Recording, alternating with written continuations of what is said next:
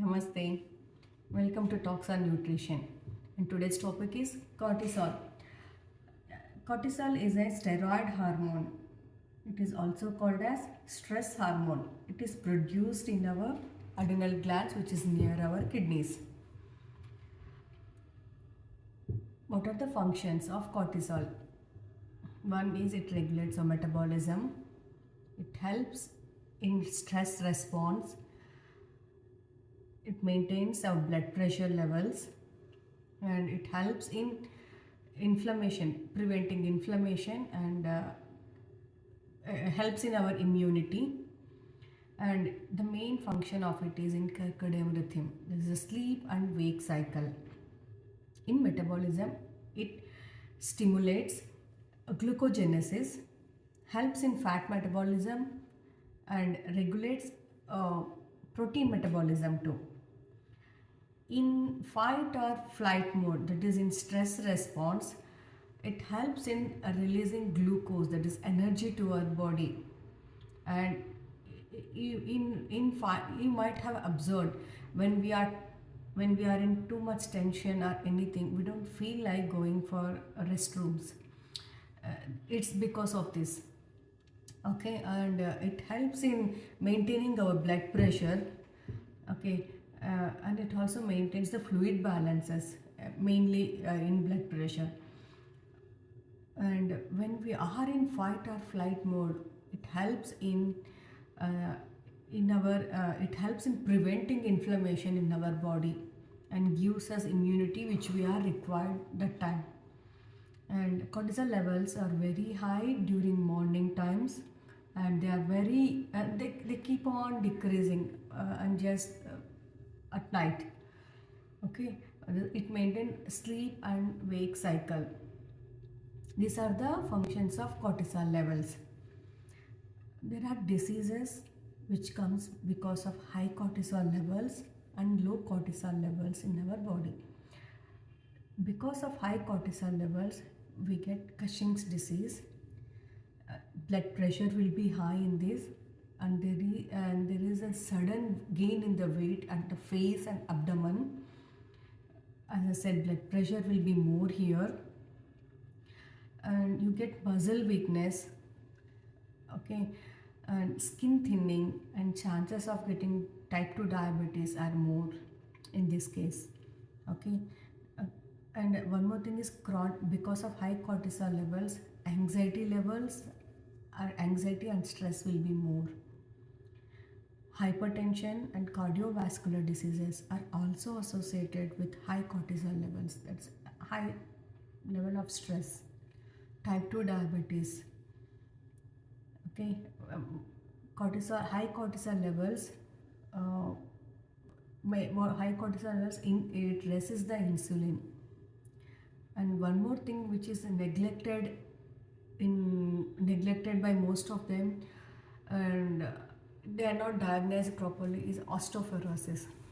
Main reason for osteoporosis is high cortisol levels. Okay, what happens when high cortisol levels is there for the bone is it breaks down the bone tissues.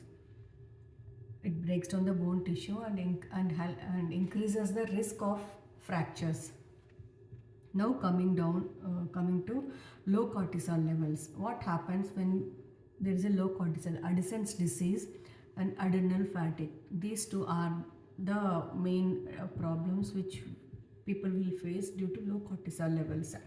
What is Addison disease is it's caused by the low cortisol production to the adrenal glands. Okay, they include muscle weakness, excessive fatigue, low blood pressure, weight loss, and one more thing I observed is lot of salt cravings. Too much salt cravings. Though the salt is added in food, they want more salt to the food again. This is because of low cortisol levels. And hyperpigmentation. Hyperpigmentation, yes, especially in women, I have observed it. Hyperpigmentation is very much in the women who takes lot of stress. How to maintain cortisol levels through our food and nutrition. One is magnesium, which is available in nuts, green leaves. Okay, I don't prefer dark chocolate, but yes, I don't think so it helps, but few believe it helps by consuming dark chocolate. And the more important thing is we should improve our sleep cycle. Then comes, after magnesium, it comes omega-3 fatty acids. You get in sunflower seeds, flax seeds, fish oil, cod liver oil, and walnuts. Yeah, these are the rich sources of omega-3 fatty acids. The other one is vitamin C. Take fresh fruits. Just one fruit a day is enough. Okay, and the other one is complex carbohydrates. You can consume whole grains, legumes. I love sweet potatoes. Sweet potatoes is the number one for this. It helps in preventing, it gives the calm mood. And the other one is in herbs, I prefer tulsi, but don't take too much of tulsi. And if you consume tulsi only 3 to 4 leaves, that to put it on your tongue and just allow the juice to go inside, and don't chew tulsi. Okay, and the other foods to avoid are caffeine. No to caffeine, no to salty foods, no to packed foods, and no to sweets. Okay, and a big no to alcohol. These are the foods to avoid. So coming to the exercises, any exercises which regulates your breath. The best exercise is yoga asanas. Please learn from a qualified teacher. Don't go for all junk and new yoga routines. Go for old style Bikayangar yoga. All these very slow, calm yogas. Okay, calm yoga asanas and breathing exercises. Learn from a qualified practitioner. Okay, as I said, cortisol regulates our sleep rhythm, awake and sleep thing. So I suggest you please at least have 6 hours of sleep every night. Okay, and whether you sit for meditation or not, it is secondary.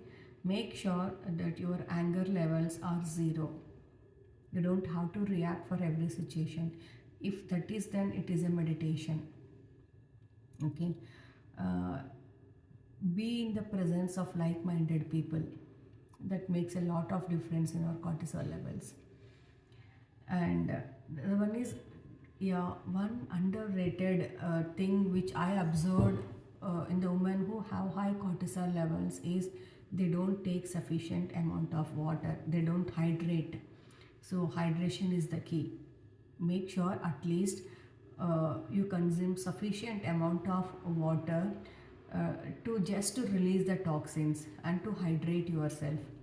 Okay, and one more important thing is, just before going to sleep, make sure you don't watch any movie, TV, or your mobile or anything. Limit your screen time just before the sleep. Okay, and now coming to acceptance and cortisol levels.